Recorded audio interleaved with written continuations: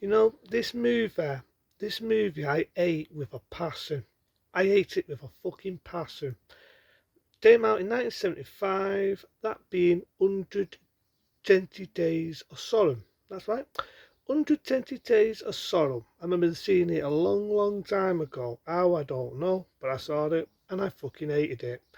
And you want to know something? You want to know something? I still hate it now. I hate it even today. Because this is a pilot sample of shit and it definitely sums the movie. Definitely sums the fucking movie. It does, it sums it because the director and the film itself has a bit of history. Has a bit of history this film because the director got murdered not that long after making the film. How do I feel about the director getting killed? How do I feel? Happy. And that's the one thing to say. But I feel happy because this director was done for messing with a young lad. Say that again. He was done for messing with a young lad who was underage. Let's get on with this fucking monstrosity of a movie. The movie was based on a book and it was about German there, these rich people. I think it was called the Cispinos or something like that. Can't remember the name, I don't really give a shit. And they adopt all the kids in the town, boys and girls, they adopt them all. And they take them to, I think, the dive anyway. One lad manages to get out of the fan, does a runner, but he's not that lucky, he gets shot. But in many ways, he's one of the lucky ones, because when you find out what these kids are going into his door, you down and fucking think he has got out of dodge there. Because it starts off one of the German soldiers spits in one of the young girl's faces. The girl slaps him one, and the guy who's a German soldier says, "Just doing my job." Now, it's an Italian film, so you're not going to understand the language unless you see the dub one. But any which way, it's still a what piece of shit. And to cut the story short, they did have them to this big page where it's very, very posh. It's next to a tassel. And the high up one says that no one's going to hear your stream, you can't do a runner, the only way out is death, and you're here for cheaps, and you're here to be our set saves. We might as well say that bit of line. Because these people go to Sopranos, who with the German soldiers, and nothing more, and nothing less than a gang of fucking paedophiles. I say that again. I don't know if there's some noise downstairs about that, so we've got the radio on. But these people are a gang of fucking paedophiles because they want to sexually molest these kids and they want to fucking torture them to death at the end of the fucking film. That's how raw this movie is. Now, in Italy, where this film was made back in 1975, it got banned.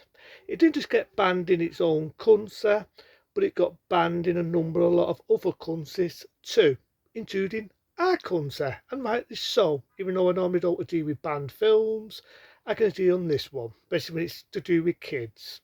Now, there in real life, there were 18 and over paying kids, but there was also some that was underage who were kids in the film. And the film basically after that bit where it says no one's going to be extreme, blah blah blah blah. All it is after that, it's just torture porn. It's torture porn. It's just to say to suck you out, but it's very early for its time. Now, 1975, when 120 Days of Sodom come out, this was the era when censorship was starting to be a bit more strict before they started to bring the rating system out in theatrical release. And rightly, it got banned in this country. Not long when the film Jaws come out, this film got banned, and I'm happy to say that. I am happy to say that because this film is a piece of fucking shit. It's shit. There's even a scene in it what sums up shit. Because what happens is, right? What happens is you've got a long day, right? And you've got this horrible woman with blonde hair, doesn't look like a kid, and she's telling stories and all this, right? And to cut the story short, this girl starts crying because she has a bit of memory fever about her mum dying. So she's crying. She's crying. And the adult one is getting aroused by it because he's a sicko. And they strip her naked.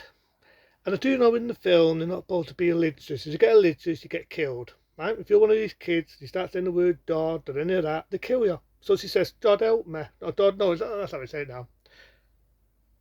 God, I want to die. But because she wants to die, they don't kill her. But they strip her naked and she's crying off the death of her mum.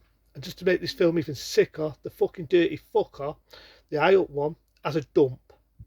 Not being dirty minded, people, I'm not trying to put you off your food. He has a dump, right? And he makes her eat it. He makes her eat poo. And I'm watching it and I'm thinking, what the fuck? It ain't bad enough this poor girl is crying over the death of her mum. She gets stripped naked, she gets humiliated, and he makes her eat a dump. And the rest of it is just torture. I'm not going to go about the rest. The rest is just torture. There's a scene in it where they make kids marry one another. There's a bit where they're being pressured, they're being made to touch one another up. There's a bit where two guys dive on them and rape them. There's a bit where a guy trips a girl up, strips naked, rapes a girl, then a guy bends over because he's fucking weirdo and he bums him. And that's what the fucking film is. It's just fucking warped shit. It's like, see how many times we can warp people out. That's how many times we can warp people out. There's a bit in it where a girl's been made to eat nails. They make this like a cake and he puts nails in it and he makes it eat it and obviously your mouth's bleeding. But the bit was to be the worst is, and a lot of people know this scene. There's a bit where a woman is talking about poo. Word of warning, people. Word of warning. If you're eating and you're eating your food now, I'm going to say it to you so you don't go, why did you fucking say that? You just put me off my food. Word of warning. When you eat something, right, you eat a lot, how does it come out of your body? When you go to the toilet, there's a thing called the number 1 and there's a thing called the number 2. So what comes out when you have a number 2? So it makes all the kids, I'm not making this up to suck it out and make you throw up, this is what's in the film by the way. It makes all the kids have a number 2, right? And for their dinner, they warm it up, they boil it in water, and all of them eat their own poo. So to knock people sick there, but in 220 days of Sodom, they all eat their own fucking poo. And so, and you actually see it very graphic, and I feel like fucking throwing up, and I feel like having a dump on every piece of this fucking monstrosity they got to film. I remember talking about the video Nasties, and I remember saying that I hate this film with a passion, and I fucking do hate 120 Days with a passion, because after that, again, it's torture here, torture there, there's so much fucking stuff you can warp you out, and then to cut the story short, all the young people are stripped naked, right? They're stripped naked, and they all get tortured to death. And it's graphic. One gets his tongue cut out, one gets his eyeball popped out, Dirk gets a breast burn, there's a lot of rape in it. The lad who doesn't have his tongue cut off, they put a gun to his head at first, and you think they're going to kill him. You think, good, mercy killing, because this lad's suffered a lot. But no, there's no bullet in the gun. That reminds me of Missing in Action 2. But I see that was more entertaining and it had a satisfying ending. Because they told around saying, no, we've got a worse thing for you. So in many ways, I wish they did shoot the poor lad in the head, because they tortured him, they cut his tongue off, which is definitely not a nice thing to see. They all get tortured to fucking death. They're all dancing around like the green ring of roses, looking like a bunch of fucking dicks. Oh, the one guy's got binoculars on, and the lad pressing him, you know, do I really have to put it in detail? And that's what they do, they're molesting kids, and at the end of it, all the kids get fucking tortured to death, and I feel like throwing up. I do. I feel like fucking throwing up, because this film is sick, wasn't need to be fucking made, and I fucking hate fucking 120 Days of Sorrow. I hate it. I fucking despise this film. And what knocks me sick, this film got banned, right? It got banned in a lot of countries, right? But you can actually order this film. I'm not shitting you people. You can actually order 120 Days of Sodom on DVD in this country. In its uncut form, rated 18, you can actually rent this fucking piece of monstrosity out where you've got fucking guys looking at kids' asses and so on. Now, that they were the legal age, but some of them was not. And you can rent this film out. There's so many films in this country you never get on DVD. Never get on DVD. You're going to get on a shitty video or a video rip. But you can actually order this piece of shit online and buy it. You can buy it, but you can't get other films. Can't get fucking First Power on DVD. Can't get other fucking movies that I like on DVD. But you can fucking order this piece of shit. I fucking hate 120 Days of Sodom. I like to have a fucking dump on the fucking director's memory. And I'm happy he's dead, because in one way, he was going to do another a film, take another book about a guy who went around killing kids. Found fuck, this director died and he got murdered.